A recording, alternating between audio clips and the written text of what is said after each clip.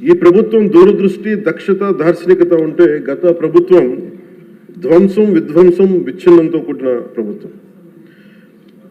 ఒకసారి ఎట్లా చెప్పాలి బడ్జెట్ మనకి ఏమేమి ఉన్నాయో ఒకసారి మీకు ప్రజెంట్ చేయడానికి అధ్యక్ష. మనకు వాళ్ళు వదిలేసి వెళ్ళింది 9.74 లక్షల కోట్ల అప్పులు అధ్యక్ష.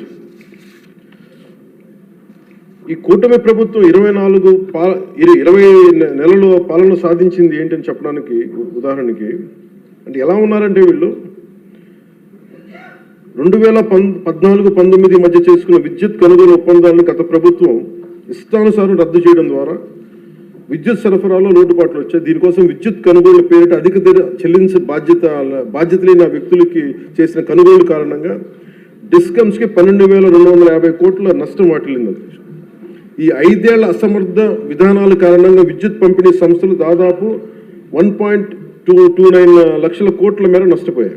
ఈ భారాన్ని విద్యుత్ బిల్లుల రూపంలో మళ్ళీ ప్రజల మీదనే మోపారు. కూటమి ప్రభుత్వం వచ్చిన తర్వాత ఈ విధానాన్ని రద్దు చేసి ట్రూ అప్ ఛార్జీని పూర్తిగా ఎత్తివేయడమే కాకుండా రాష్ట్ర చరిత్రలో ఎన్నడూ లేని విధంగా ట్రూ డౌన్ పేరిట ప్రజలపై విద్యుత్ బిల్లుల భారాన్ని తగ్గించినారు.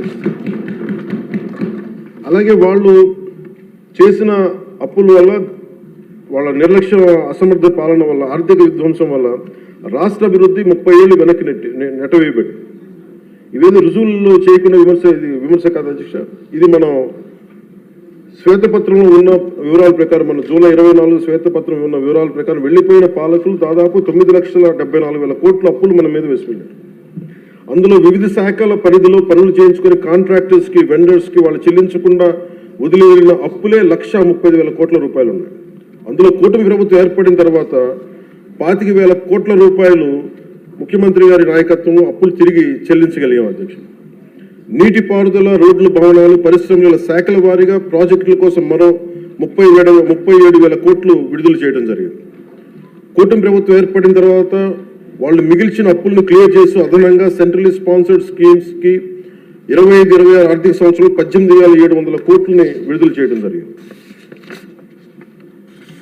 కేంద్ర ప్రభుత్వం నుంచి వచ్చిన 10,500 కోట్ల నిధులను వినియోగించడంలో గత ప్రభుత్వం చాలా ఘోరంగా విఫలమైంది. అందులో 1,800 కోట్లు PMAY అర్బన్ రెజ్యువనేషన్ మిషన్, ప్రధానమంత్రి Ayushman Bharat, pre matric scholarship for OBC, EBC, denotified తెగలు, PMSSV కింద రావాల్సిన పోస్ట్ మెట్రిక్ స్కాలర్షిప్లు చెల్లించకపోవడంతో వెనక్కి వెళ్ళిపోయాయి. తద్వారా పట్టణాల్లో అభివృద్ధి నిలిచిపోయింది. రాష్ట్ర విద్యార్థులు, యువత నష్టపోయింది.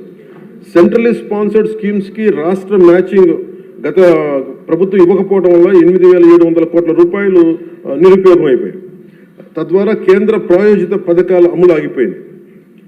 ఇట్లా గత ప్రభుత్వం పూర్తి చేయకుండా వదిలేసి వెళ్ళిన పులివెందులు కానీ, డోన్, ఉద్దానం ప్రాజెక్టులకి తిరిగి మన ప్రభుత్వం వచ్చి 400 కోట్ల రూపాయలు కేటాయించి మళ్ళీ విలేజ్ స్కీమ్ ప్రాజెక్టులు ఈ వేసవిలోని ప్రజలకి అందుబాటులో తీసుకురాబోతున్నాయి.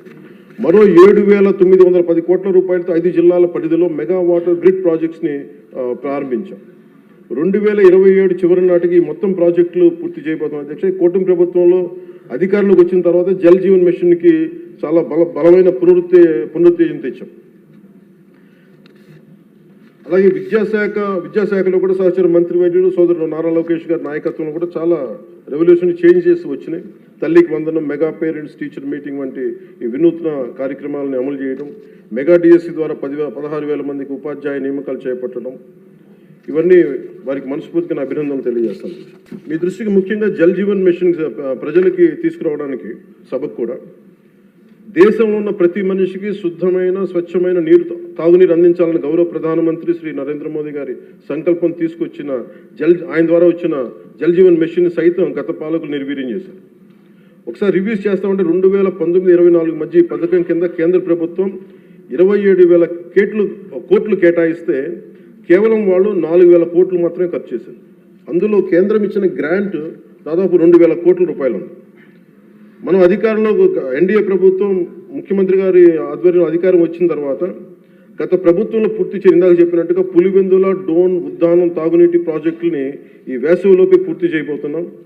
అలాగే మనకి 7,910 కోట్ల రూపాయలతో 5 జిల్లాల పరిధిలో చేపట్టిన మెగా వాటర్ గ్రిడ్ ప్రాజెక్టులు పనులు పురోగతిలో ఉన్నాయి.